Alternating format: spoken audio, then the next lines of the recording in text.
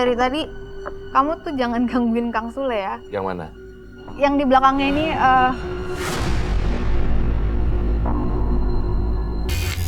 yang tadi Ervan gambar kupingnya lancip. Iya.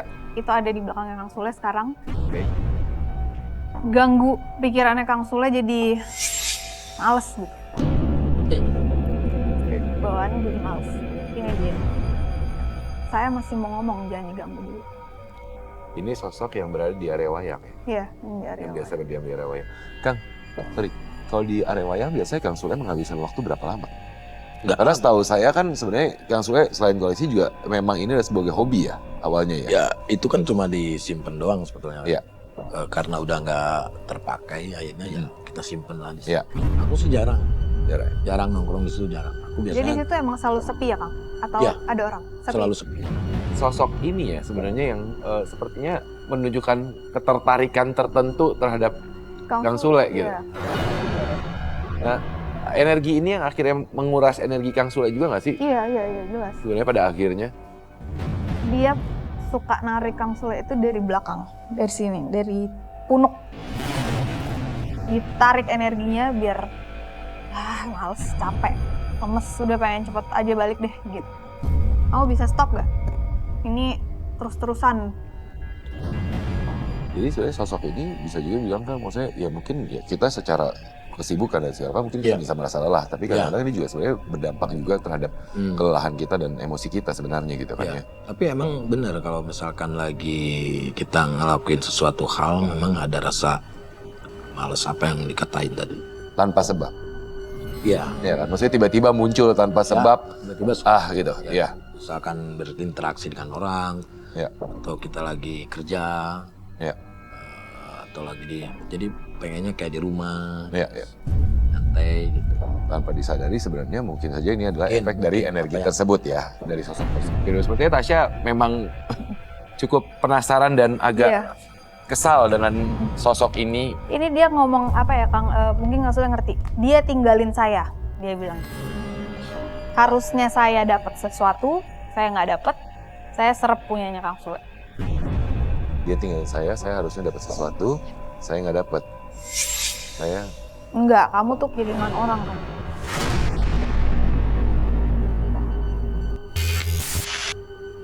Oke. Ini artinya energi yang tadi adalah sebenarnya energi yang memang ada yang nggak suka sama Kang Sule, dikirim ke dia, mungkin orangnya stop, nggak kasih makan lagi, Kang Sule yang kena. Kenapa nih Kang? Responnya seperti itu? Gak apa-apa. Ini bisa stop nggak nih ya? Ini makin lama makin besar, mau berusaha menyerang. Karena ketahuan. Oke. Kamu bisa stop nggak? Stop. Oke. Stop. Coba tahan energinya dulu. Kang Sule ininya panas banget. Ya, dan sebenarnya satu kondisinya ketika burung gagak yang dari tadi awal tenang-tenang saja, tapi ketika kita mulai kuak misteri yang soal kiriman dan segala apa, dia mulai berbunyi. Iya. Ya kan? Dan makin banyak yang datang. Makin banyak yang datang. sekeliling. Aura kita berubah tidak di dalam Aura studio kita ini? berubah. Berubah Tadi jadi warna dari apa? kelam, Kang Sule hilang. Maksudnya auranya dia hilang. Berubah jadi merah. Merah itu adalah warna yang menggambarkan emosi. Dia berusaha panggil yang lain supaya dia ketutup. Biar aku fokusnya sama yang lain. Karena kita tahu bahwa Karena dia tahu saya mau usir. tapi Kang Sule nanti kita mungkin akan lebih bahas lebih lanjut. Saat ini pun juga saya akan mengundang medium kita yang akan bercerita mengenai pengalaman misteri dalam kehidupannya. Ada Mbak El Shaddai yang akan bergabung.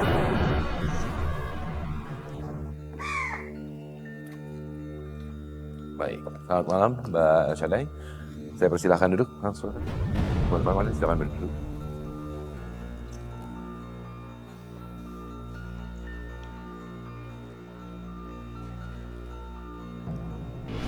Baik, dan saat ini sebelum kita mendengarkan cerita dari medium kita Mbak El Shaddai yang sudah bergabung, namun sebelumnya kita akan melihat video-video misteri yang beredar di sosial media dan saya akan minta juga tanggapan dari Tasya, Ervan ataupun juga mungkin Kang Sule juga bisa menambahkan. Baik, kita akan sama-sama menyaksikan video yang pertama. So, ada seorang bapak-bapak yang lagi asik ngevideoin anak balitanya yang dipakein topi kelinci. Kalian tahu kan topi kelinci yang kekinian yang telinganya panjang dan kalau dipencet bisa gerak-gerak bagian atasnya gitu guys. Nah, tapi pas ngevideoin anaknya, tanpa disengaja, tiba-tiba ada sosok lain yang ikut terekam di videonya. Perhatikan baik-baik. Ija, ini nih. Burung.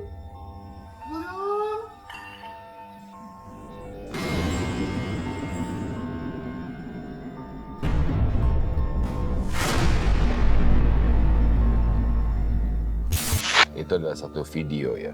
Tasya, Evan, sebelum kita bahas video tersebut, saya mau nanya sama Tasya. Tasya, Kang Sule ini sebenarnya orangnya sensitif atau tidak? Sensitif. Secara auranya? Sensitif. Oke. Karena sebenarnya saya ingin bertanya juga Kang Sule, kalau tadi kita melihat video tersebut kan sebenarnya di belakang ada penampakan segala apa gitu ya. Kang Sule sendiri pasti pernah melihat lah video-video yang viral di sosial media mengenai penampakan gitu kan. Kalau Kang Sule sendiri pernah nggak sih ada momen mungkin merekam tanpa sengaja atau melihat dari teman-teman krunya?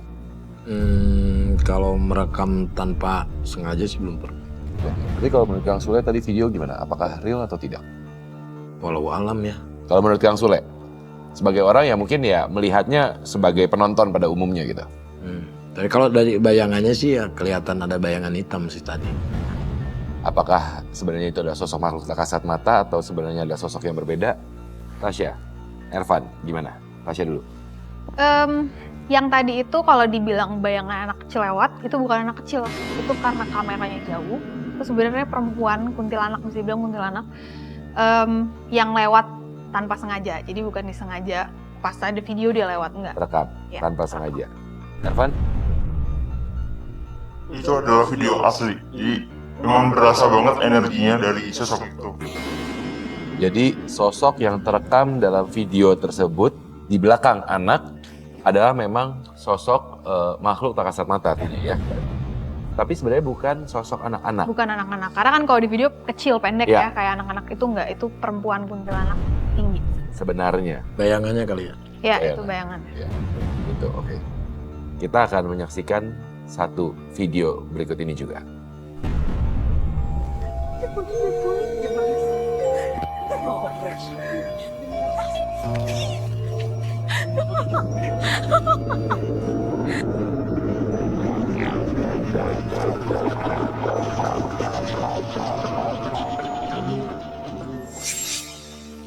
Lorong yang menyerupai seperti lorong rumah sakit ya, seperti dalam video tersebut. Dan Kang Sule juga pasti saya yakin setuju dengan saya bahwa banyak sekali cerita-cerita mistis di daerah rumah sakit biasanya ya. Dan itu banyak yang terjadi gitu kan. Betul. Nah, sosok yang terekam di bagian belakang, Tasya, Ervan, sosok makhluk tak kasat mata kah atau rekayasa kamera atau bagaimana? Kalau video yang ini menurut saya itu rekayasa kamera. Jadi kalau dibilang sih ada yang lewat tadi itu adalah hantu, enggak, itu bukan hantu. Tapi kalau di sekelilingnya ada. Tapi kalau yang tertangkap kamera sebenarnya bukan makhluk tak kasat mata. Ervan? Kalau dari rumah sakit sendiri itu terkenal dengan perpaduan energi orang-orang meninggal, ada orang melahirkan. Jadi itu berasa banget di setiap rumah sakit. Namun untuk video kali ini memang ada energi yang cukup kuat. Tapi sosok tadi manusia sih. Jadi artinya sebenarnya kita sepakat bahwa yang namanya area rumah sakit tentunya memang memiliki aura-aura yang memang memiliki kepedihan, kebahagiaan dan segala apa. Banyak sekali energi-energi yang ada di dalamnya. Ada makhluk-makhluk tak kasat mata yang ada di lokasi juga. Tapi yang terekam oleh kamera tadi bukan makhluk tak kasat mata. Itulah dua video yang memang sempat viral di sosial media dan kali ini juga tadi saya sudah mengundang teman misteri kita, teman medium kita hari ini, yaitu adalah Mbak Elsada yang akan menceritakan pengalaman mistisnya atau pengalaman misterinya yang dialami ya. Mbak Elsada mungkin bisa sambil diceritakan, nanti juga tentunya Tasya, Ervan juga akan mencoba untuk menerawang kondisinya seperti apa, sosok-sosok seperti apa gitu ya. Sebelumnya juga mungkin saya ingatkan pada teman misteri di rumah bahwa pada saat ini juga Mbak Elsa sudah memberikan foto lokasi pengalamannya ya, yang dimana akan digambar oleh Ervan mengenai sosok-sosok yang ada di lokasi tersebut. Dan Jadi tahun sekitar 2020 Oktober kita ada reunian gitulah sama teman-teman ke Jogja. Nah di sana itu kan memang banyak pariwisata. Ya. Jadi memang kita ke sana itu khusus untuk traveling gitu. Ya. Jadi sama teman-teman terus pas kita masih di bawah, pas sebelum untuk ke atas itu kan ada banyak warung ya. Ya. Nah, Ini Jogjanya mohon maaf, atas maksudnya ke arah mana nih? mau ke Gunung Merapi. Oh oke, baik. Jadi waktu itu kita dari bawah dulu. Nah kita hendak untuk beli di warung lah gitu. Jadi memang saya nggak merasakan sesuatu sebelumnya gitu, biasa aja gitu. Jadi normal saja. Terus ketika saya mau kita naik motor nih kan, berhentiin motor. Terus saya lihat nih ada bapak-bapak yang setengah telanjang dada gitu. Baik. Jadi cuman pakai celana, sosoknya agak gendut, baru dia hitam. Nah dia keluar ya saya normal aja, nggak ada menyangka apa-apa gitu. Jadi saya mau nanya ke beliau, mau beli gitu kan. Nah dia dari kayak rumah yang satu rumah, terus ada kayak ruko di depannya, warung kecil gitu. Dia dari depan teras itu mas ke warung itu gitu, masuk ke dalam warung kecil itu. Oke. Jadi saya otomatis nyari dong ke warung kecil untuk bertanya pada beliau. Ketika saya melihat itu, saya masuk ke warung kecil itu, saya panggil, halo Pak, permisi, seperti itu. Ternyata kan itu warungnya kecil mas. Ya. Nah, di dalam warung itu yang kira-kira sekitar 3 kali 4 meter itu nggak ada di tempat orangnya gitu. Sementara benar-benar saya lihat beliau masuk ke dalam. Masuk ke dalam area itu. Bener, ke warung yang sepetak itu. Dalam warung sepetak itu sama sekali tidak ada orang. Tidak ada. Selang berapa setengah jam itu kita lanjutkan perjalanan. Singkat cerita saya udah sampai ke atas itu, ya itu ada kayak kopi Merapi tahu kan? Nah jadi di kopi Merapi itu kita minum makan. Saya belum nyampe ke resto itu, itu kayak banyak petani yang berpakaian lusuh seperti itu, kayak berdebu, lusuh pakaiannya, duduk di situ di batuan itu. Kan itu batu yang untuk tempatnya duduk sambil ngopi. Itu ada sosok yang Anda lihat. Iya. Tapi mungkin saja itu petani. Apa yang akhirnya membuat Anda mengatakan bahwa itu bukan petani? Anda yakin bahwa itu bukan petani? Saya ngerasa sih pada saat itu ya kayak orang yang pulang kerja gitu bertani. Tapi ya udah saya merasa ya udahlah seperti itu gitu. Nggak ada niat untuk menyapa juga. Cuman saya lihat seperti itu ya udah. Tapi saya tetap melanjutkan pesanan saya ke warung itu. Tapi sewaktu saya mau hendak masuk ke dalam lokasi kopi Merapi itu, nah itu saya lihat banyak kayak pakaian lusuh berdebu seperti itu petani gitu, yang duduk di situ untuk ngopi. Oke, jadi Anda berkunjung ke sebuah wilayah yang kita tahu pernah mengalami sebuah musibah erupsi gunung meletus ya, dan kemudian yang Anda saksikan adalah banyak sosok-sosok yang menggunakan baju petani, namun seperti bajunya berdebu. Iya benar. Lusuh dan berdebu. Iya. Oke, Tasya, mungkin Tasya sambil bisa melakukan screening terhadap Mbak juga, mungkin sambil duduk bisa, sambil Tasya mungkin screening. Kang Sule, ya, berlibur, namun kemudian mengalami interaksi. Kalau berlibur sih belum pernah, tapi kalau pas waktu itu aku manggung di daerah perbatasan Sukabumi apa Banten lah, aku lupa lagi daerahnya mana. Dan di situ tuh pegunungan, dan saya pikir ini nggak mungkin ada yang nonton kan gitu. Nah, ada salah satu dusun lah gitu, ketua dusun, aku dibawa ke sana, terus akhirnya kita manggung tuh, manggung. Tapi banyak orang tapi berasa sepi. Banyak orang tapi berasa sepi. Iya, sepi kok. Ngelawak nggak lucu ya gitu. Tapi ya udahlah, jangan so much go on. Artinya sampai beres dangdutan udah, itu banyak banget yang nonton. Pas begitu turun dari panggung 5 langkah lah gitu. Pas dilihat udah hilang.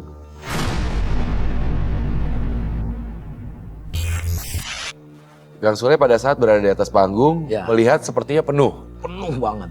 Tapi begitu baru turun, pas nengok udah sepi. Dan dengan cepatnya gitu. Dengan cepatnya. Hilangnya. Terus aku tanyain sama si kepala dusunnya, emang tadi di sini tuh dari mana ya? Kan ini jauh di gunung gitu. Iya. Terus dianya nggak jawab kan ya. Udah biasa. Jadi memang ini adalah sebuah rahasia dalam wilayahnya ya. Walau alam ya saya nggak tahu. Baik. Tasya, ini kan sebenarnya menarik ya. Kang Sule pernah berada di sebuah wilayah dan kemudian ya secara tidak langsung mungkin memang banyak yang menonton, dilihat, tapi ketika itu terjadi hilang. Mbak Elsada juga ketika pergi berlibur pun ternyata juga mengalami hal yang sama. Tapi sebelumnya hasil screening tadi ya? Ya, kalau yang Mbak Elsada lihat ini benar, satu memang dia sebenarnya nggak sesensitif itu. Tapi pada saat itu mungkin lagi, kalau orang bilang lagi sialnya, mungkin lagi capek, jadi ngerasa tiba-tiba sesuai nih energinya, frekuensinya sama. Akhirnya ketika dia lihat, oh banyak orang-orang di situ, dan emang bener kalau kita sebut residual energy. Itu ada di situ. Kalau dibilang tadi banyak debu, lusuh, itu memang orang-orang yang pernah hidup di situ. Nah, again, Merapi itu berkali-kali pernah meletus. Nah, itulah sebabnya kenapa mereka di situ. Sebenarnya mereka bukan ngopi, Mbak. Emang dia di situ. Pada saat itu memang posisi mereka lagi di situ. Kadang-kadang residual energi itu juga mereka berkumpul, bisa saling bicara nih, kayak manusia aja. Ketika apalagi sama-sama korban. Oke. Jadi yang sebenarnya saya tangkap tadi Mbak Elsada artinya sebenarnya tidak sesensitif itu nih, melihat. Tapi memang kadang-kadang frekuensi kita sebagai manusia biasa dengan frekuensi mereka makhluk tak kasat mata berjalan beriringan tanpa disengaja. Disitulah akhirnya terjadi pergesekan lah ya. Saling tatap di antara kita dengan makhluk astral atau makhluk tak kasat mata. Itu mungkin yang dialami oleh Kang Sule waktu itu juga. Begitupun juga sama Mbak Elsada ya artinya ya. Nah itu adalah sosok-sosok yang menjadi korban erupsi ataupun juga residual dari energi yang terjadi di sana ya artinya ya. Benar. Baik. Ervan, Anda sudah selesai menggambarkan? Sudah. Sudah, mungkin bisa dikasih lihat ke kamera sekaligus juga dijelaskan. Baik. Di sini saya menangkap mereka berkumpul dengan pakaian ala orang-orang pedesaan, dengan pakaian sederhana. Bukan hanya orang tua saja, melainkan juga ada beberapa anak muda yang terjebak di tempat tersebut. Karena memang erupsi Gunung Merapi pun di tahun 2010 adalah salah satu erupsi terburuk dalam 100 tahun terakhir, dan sehingga saya menelan korban tuh lebih dari 350 dan mereka mungkin salah satunya. Tapi bagaimanapun juga ya kita sebagai manusia salah satu yang bisa kita lakukan adalah mendoakannya tentunya supaya mereka bisa terhadap. Tapi kemudian pertanyaannya apakah... Sorry, sebentar, aku dapat info ya. Dan kadang mereka itu bukan hanya residual energi, mereka mau kasih tunjuk ada aku di sini.